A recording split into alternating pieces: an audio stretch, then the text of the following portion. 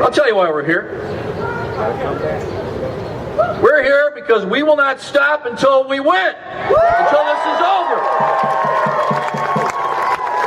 We're here because the big corporate interests in this country decided about 20 years ago, I think the first thing we'll do is pass a bunch of trade agreements and ship overseas all the jobs of the people in the private sector. That's the first thing they decided to do. They got the job done on that, ruthlessly, tricking both parties into it.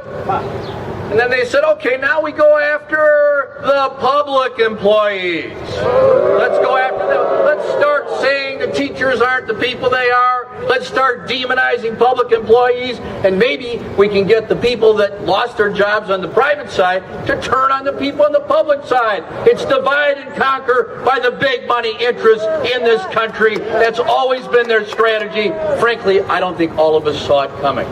I certainly didn't see the ruthlessness and how far they would go with this. Then they saw something else. And we're here today in part because the last few years we have found the power of the internet on our side. We were able to raise support and small contributions from thousands and hundreds of thousands of people to elect President Obama and others. And the corporations, they saw the face of democracy, and they were terrified. They were terrified. So what did they do? They pulled out all the stops. They even got the United States Supreme Court to thumb its nose at the law of the land and overturn a 100-year-old ban on corporate contributions. That's what they did. We're here to protest that decision. And we're here to protest what they've done since. Yes, they chose this great state, this great capital, this great founding place of workers' rights as their first target.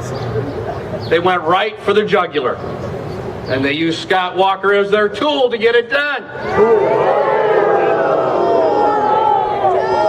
They passed a law here that was wrong and unfair and against every Wisconsin tradition on the merits, and they did it in a way that was wrong and I think illegal, and I hope to God the Supreme Court sees that. The way they passed that thing, using every technique, was wrong and illegal and should be struck down.